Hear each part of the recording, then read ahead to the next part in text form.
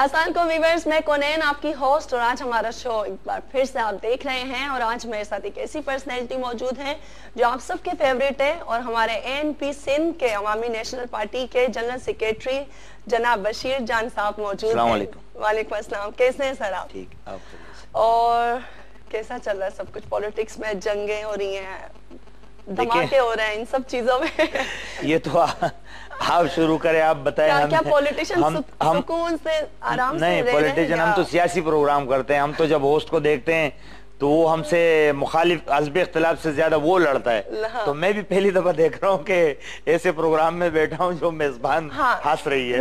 मैं लड़ती नहीं हूँ सर, मुझे भी अजीब लग रहा है, तो इसीलिए हम तो अक्सर ऐसे प्रोग्राम में आते हैं कि मेजबान लड़ता ही रहता है, हमेशा हस्ब इख्तिलाफ का किरदार अदा करता है। कभी आप लोगों का ऐसा शो नहीं हुआ होगा सर जिसमें आप लोगों की पर्सनल लाइफ या आपकी पर्सनैलिटी या आपकी डेली रूटीन के बारे में किसी ने कुछ पूछा हो? हमेशा पॉलिटिक्स की बातें, लड़ाई झगड़े, ये चीजें, इन चीजों पे डिस्कशन चल रही होती है। तो आज मेरा सवाल कुछ डिफरेंट है। अपनी जो नॉर्मल लाइफ है पॉलिटिशियन से पहले जो आप थे उसमें और इसमें कितना फर्क फील करते हैं? क्या चेंजिंग है? देखिए, इसमें बहुत सारी बातें होती है। बाज़ लोग ये समझते हैं कि हमारी लाइफ जो है वो काफ़ी सख्त है, टफ है। हम जिस तरीके से मतलब अकेले नहीं घूम सकते हैं, किसी पिकनिक पॉइंट पे नहीं जा सकते हैं, रिश्तेदारों में नहीं जा सकते हैं। बल्कि मैं तो इन चीज़ों की परवाह नहीं करता था, लेकिन मुझे 2 दफ़ा गोलियां लगी, तो इसलिए अब मैं भी जो है वो एक मतलब मेरे घर के 2 गली पीछे मेरे बहन का घर है, मैं वहाँ कभी नहीं जाता हूँ। घर में भी मतलब गली में, बाहर, पार्क में कहीं तो, लेकिन इसकी अपनी हमारे जो जैसे मेरी जहन जो है सेटिस्फेक्शन एक होती है, मैं मुतमईन होता हूँ कि मैं जो कुछ करता हूँ वो एक मकसद के लिए करता हूँ। इसका हमारे उस्ताद है वो इस तरह मिसाल देते हैं कि जब एक बंदा कोई चटपटी चीज खा रहा होता है ना तो वो काफी तकलीफ से महसूस होता है दूर से, लेकिन अगर उससे पूछो तो उसको काफी अच्छा लगता है। तो हम यकीनन, लेकिन हम इस बात को समझते हैं कि हम जो कुछ कर रहे हैं, हम सियासतदान, देखिए हर शोबे में अच्छे बुरे लोग होते हैं, लेकिन मैं कम से कम ये समझता हूं कि मैं या मेरी पार्टी, हम जो जदोजहद कर रहे हैं, शायद इससे किसी का भला हो, इस मुल्क का भला हो, आवाम का भला हो, हमारी कौमियत के लोगों का भला हो, मुल्क के लोगों का भला हो। सबसे ज्यादा सपोर्ट पठानों का होता है। पठान बहुत ही खुश है एनपी से, जो मैंने आज अभी तक जो देखा है। तो आप लोगों का जो काम है वो स्पेशली किस पे है? पाकिस्तान के ऊपर है या सबके लिए, या सिर्फ पठानों पे स्पेशली? देखिए कोनैन बीबी, बात यह है कि यही सबसे बड़ा अलमिया है कि एक वक्त ऐसा था जब हिंदुस्तान छोड़ दो एक तहरीक चल रही थी अंग्रेजों के खिलाफ, तो उसमें हमारी ये पार्टी, उस वक्त हमारी इस पार्टी का नाम था खुदाई खिदमतगार तहरीक, जिसके सरबराह बादशाह खान बाबा हुआ करते थे। तो मैं आपकी उसके मुख्तसर सी आपको ये बताऊं कि उस वक्त 40,000 कैदी हुए थे, जिसमें 19,000 कैदी जो है वो पख्तून थे। यानी उसकी बुनियादी वजह ये थी कि जो तहरीक चल रही थी उसमें बंगाली भी शामिल थे, हिंदुस्तान के लोग भी, सब। तो इसके सरबराही जो है वो अक्सर हमारी पख्तून लीडरशिप करती थी। तो फिर एक वक्त ऐसा आया कि इस मुल्क में जो सबसे बड़ी जमात थी नेशनल अवामी पार्टी, उसको बोलते थे, अभी अवामी नेशनल पार्टी है, उस वक्त नेशनल अवामी थी, फिर उस पे बैंड लगा, तो फिर ये नाम इस तरह चेंज हुआ।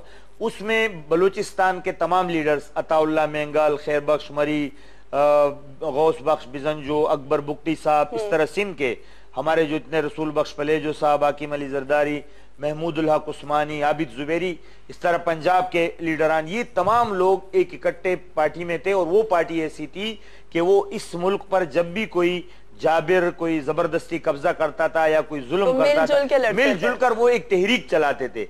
लिहाजा उनको इस तरह उनको बांटने के लिए, टुकड़ों में बांटने के लिए एक साजिश के तहत दुनिया को ये पेश कर दिया गया कि जी अवामी नेशनल पार्टी तो खाली पख्तूनों की पार्टी है या कोई और पार्टी, इस तरह। तो जैसे कराची से एक तहरीक उठती थी, चाहे वो अयूब खान क्यों ना हो, कोई और जर्नल, हम सियासी लोग जर्नलों को हुकूमत में अच्छा नहीं समझते हैं, मतलब आम लोगों की, आप लोगों का तो चूंकि ये फील्ड नहीं है, लेकिन हम ये समझते हैं कि जब कोई जर्नल आके हुक्मरानी पे बैठता है तो वो हम उसको अच्छा नहीं समझते। उसके लिए तहरीक कराची से उठती थी और इस कराची के लोगों को डिवाइड करने के लिए ये शोशा छोड़ा गया।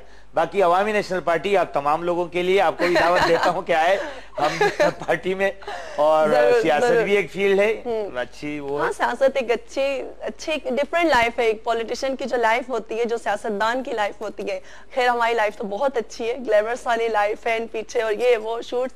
तो मॉडल्स का कुछ पता है पाकिस्तान का या इंटरनेशनल जो मॉडल्स होती है, कभी मूवी देखने चले गए, कभी फैशन शो? हम भी आम इंसान हैं, जिस तरह दूसरे लोगों की फीलिंग होती है इस तरह हमारी भी है। हम तो भी आपकी फेवरेट मॉडल कौन सी है? मेरी मॉडल तो इस तरह खैर ज्यादा वो मौका नहीं मिलता है देखने का, लेकिन ये कि फिल्में वगैरह। फिल्म स्टार कोई फेवरेट जिसपे बहुत ही क्रश हो? पश्तो की फिल्में देखता था मैं, वो अगर मैं बोलूंगा तो आप उसको पहचानोगी नहीं, क्या फायदा। नहीं फिर भी बताएं जो आपकी बचपन का जिसपे क्रश हो, आपकी जो सबसे फेवरेट एक्ट्रेस रही हो।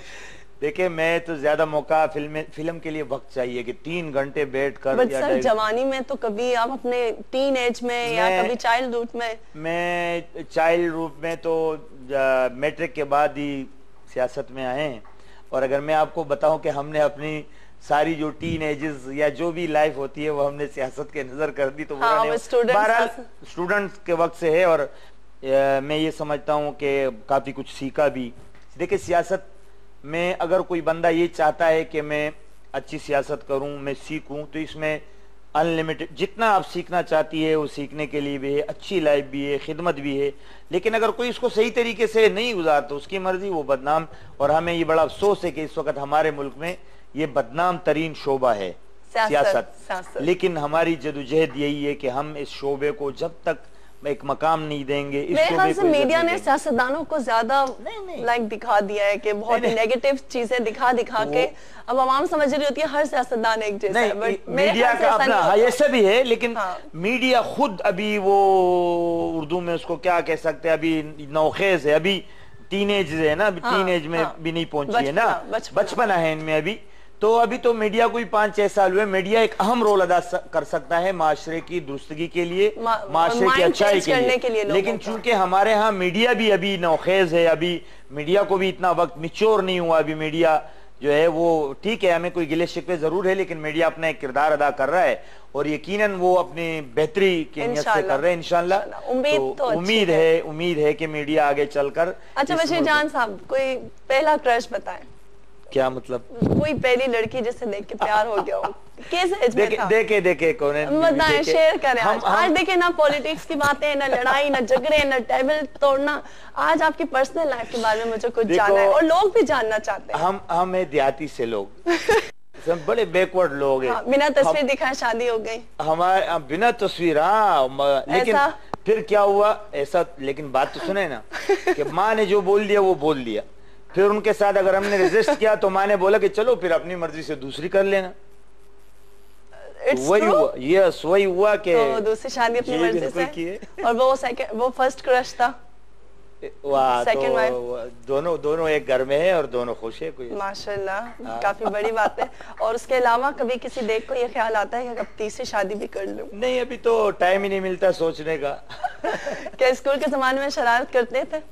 किसी लड़की को छेड़ देना या किसी के घर में पत्थर मारना या दरवाजे की बेल बजा के भाग जाना? ये तो बचपन ही नहीं हो जिसमें ऐसी वाकयात अगर ना हो।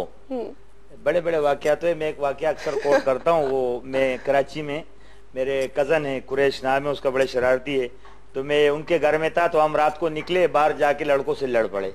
तो वो एक लड़का है जिसको मैं अभी देखता हूँ, बड़े अच्छे नमाजी परहेजगार, बड़ी बड़ी दाढ़ी है। जब वो मुझे सामने आता है तो मैं लड़कों को बताता हूँ कि वो लड़के ने मेरा कान काट दिया जो किसी चीज से।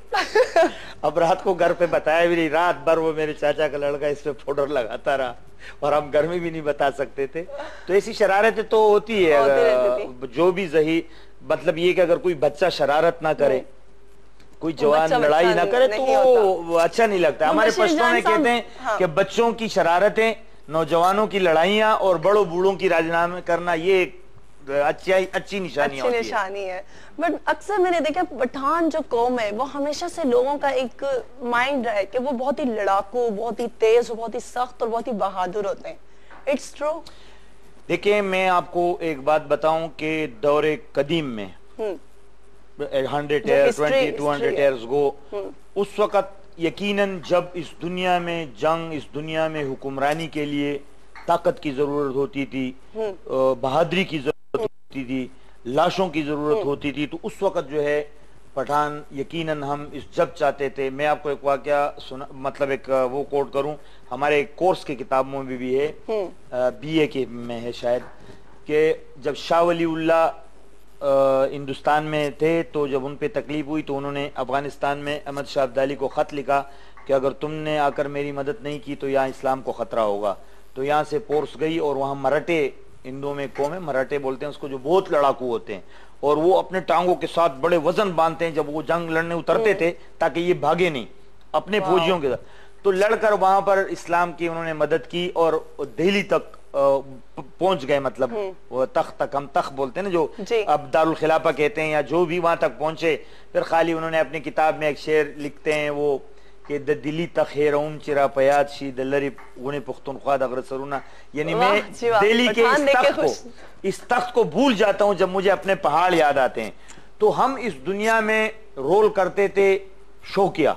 मिसाल के तौर पर मुगलों का जो हशर सिकंदर एक नाम था जो उठा बोला मैं पूरी दुनिया को फतह करूंगा।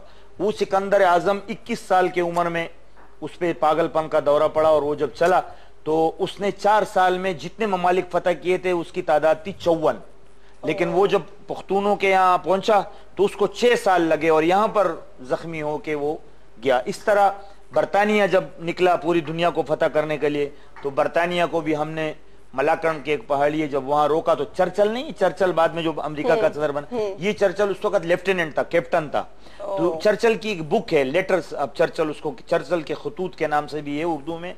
उसमें चर्चिल अपनी वालदा को लिखता है कि मेरे लिए दुआ करना, मैं ऐसी मलाकरण के एक मोर्चे की कहानी सुनाता है, बोला मैं ऐसी जगह आके फंस गया हूं कि कल मैंने एक नौजवान को गोली मारी, तो जब मैं उसके करीब आके मैंने देखा तो वो पानी मांग रहा था, तो मैंने अपने बोतल से उसको पानी पिलाना चाहा। तो उसने जख्मी हालत में जब देखा कि मैं अंग्रेज हूं तो उसने मेरे पांव पे चक मारा, मेरे पांव को पकड़ा। वो कहते जब तक मैंने उसकी जान नहीं ली थी उस वक्त तक वो मेरे पांव को उसने नहीं छोड़ा।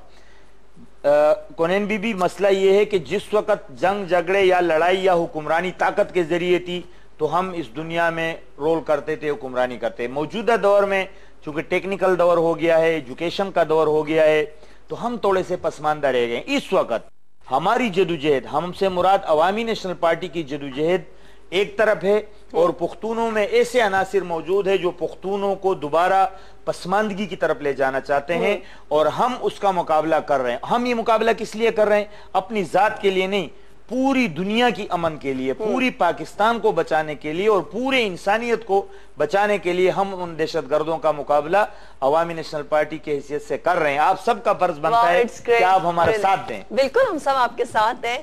और पॉलिटिक्स की दुनिया बहुत ही खतरे से भरी हुई दुनिया है जो पॉलिटिक्स की दुनिया है, तो इसमें आने से पहले डरे नहीं कि मैं इसमें जा रहा हूँ, पता नहीं क्या होगा क्या नहीं होगा?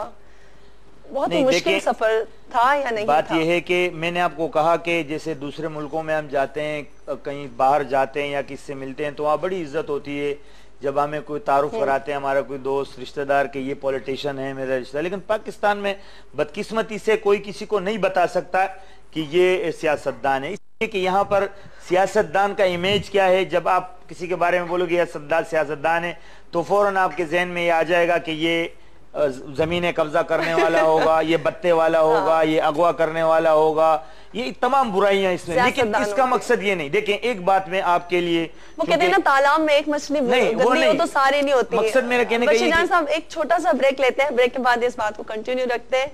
हम लेते हैं एक छोटा सा ब्रेक, वापस आते हैं ब्रेक के बाद।